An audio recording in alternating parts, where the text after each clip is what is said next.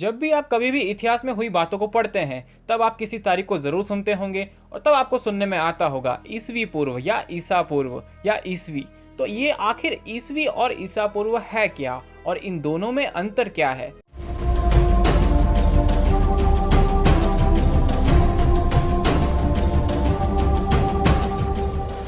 AD का मतलब ईसा मसीह के जन्म के बाद की तारीख से है, जबकि बीसी का मतलब ईसा मसीह के जन्म के पहले से है।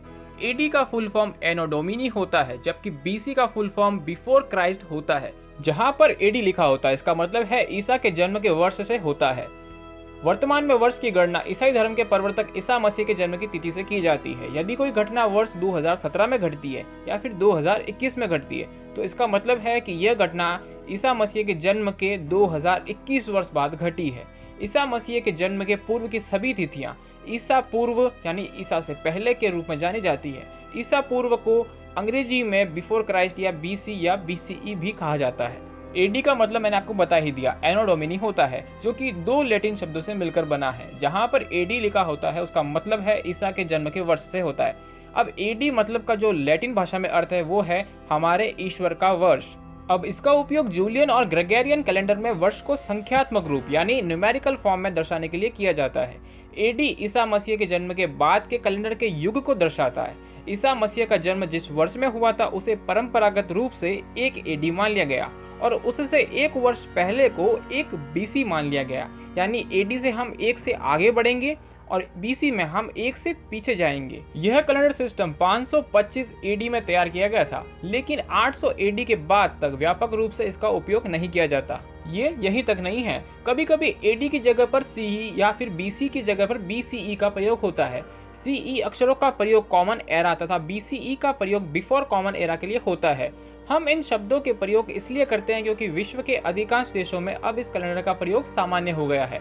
भारत में तिथियों यानी डेट्स के इस रूप का प्रयोग लगभग 200 वर्ष पूर्व हुआ था। ये सूचना काफी कॉम्प्लिकेटेड तो है, लेकिन आप इस एडी और बीसी के चक्कर को आराम से समझ गए होंगे। लेकिन मैं अब आपको संक्षिप्त में बताता हूँ कि एडी और बीसी में अंतर क्या है, यानी ईसवी और ईसा पूर्व में बेसिक जो अंतर है वो क्या है।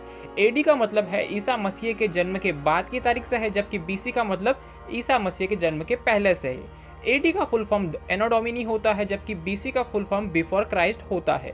एडी को दूसरे नाम सीई के नाम से भी जाना जाता है, जिसका मतलब है कॉमन एरा, जबकि बीसी का एक अन्य नाम बीसीई है, जिसका नाम है बिफोर कॉमन एरा।